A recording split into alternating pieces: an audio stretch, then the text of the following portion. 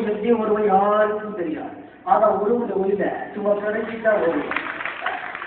தலைவலிகள் நல்லா கமலவர்களை பற்றி சொல்றோம்னா மம்மட்டிக்கு ஆச்சரியம், மோகன்லாலுக்கு ஆச்சரியம், வெங்கடேஷுக்கு ஆச்சரியம். எப்படி கமல் உள்ள ஒரு மாநிலத்தில் ரஜினி பேர் போனா அப்படின்னு கண்ணுங்கனால ஒன்றும் இல்லை. கமல் அவர்கள் நடிப்பதை நீங்க எட்டு தான் பார்த்தீங்க. கிட்ட இருந்து பார்க்கக்கூடிய பாக்கியத்தை கடவுள் கூட்ட அவ்வளவுதான், வேற ஒன்றும் இல்லை. ஓட்டா கமலஹாசன் வந்து தம்பி எல்லாருக்குமே வணக்கம். நான் வந்து பேசால ஒன்று நடிமன்றம் வரலாம் இங்கே வந்து பேசணும் அப்படின்ட்டு. எனக்கு முன்னாடி பேசிய ரஜினி அவர்கள் முன்வைத்து தான் பேசினார் இல்லையா? உங்களுக்கெல்லாம் தெரியாத ஒன்றுமே இல்லை. வாழ்க்கையில் எவ்வளவோ கஷ்டப்பட்டு முன்னுக்கு வரணும்.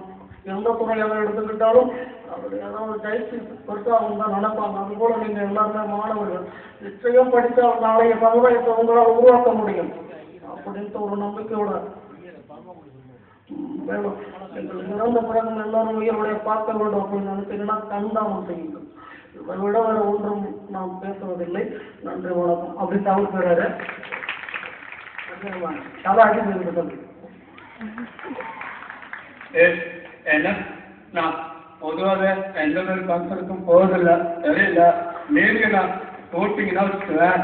உடம்புல கண்ணு இருக்கும், காது இருக்கும், மூக்கு இருக்கும், வாய் இருக்கும். ஆனா உயிர் மட்டும் இருக்காது. தெரியல அது அந்த விஜய் சார் ஓரளவு நான் யோசனை பண்ணாது வந்து படத்தில் என்ன பேசுவாங்க. மீட்டிங்கில் ஒரு ஃபங்க்ஷன் போனாங்கன்னா அவார்டு ஃபங்க்ஷன் அதில் ஒரு மாதிரி பேசுவாங்க. அவார்டு ஃபங்க்ஷன் இணைந்து குடியிருக்கும் எனது ரசிகக்கூடிய மக்களுக்கும் வீட்டில் இருக்கிற எல்லாருக்குமே வணக்கம்.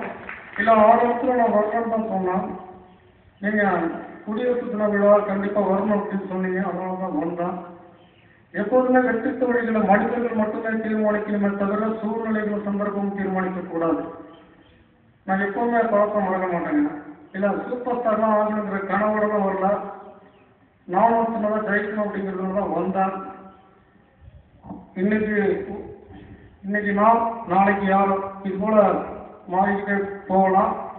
தலையில சுமக்கிற கனம் கிரீடமாக இருக்கணுமே தவிர தலை கனமாக இருக்கக்கூடாது. ஒன்றும் கோல் போடும்போது பந்து மட்டும்தான் நெட்டுக்குள்ள விழுணுமே தவிர நாம விழுந்துடக்கூடாது. நன்றி வணக்கங்க. அடுத்து நம்ம கார்த்தி சார்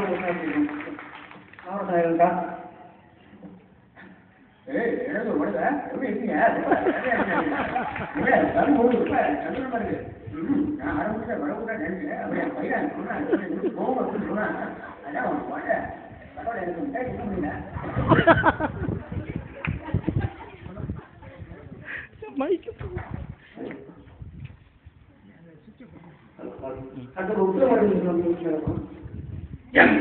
அது எதுக்கு வணக்கம் எதுவுமா சொல்லுறேன். இந்த மாதிரியான ஒரு ஃபங்க்ஷனுக்கு நான் போனதே இல்லை.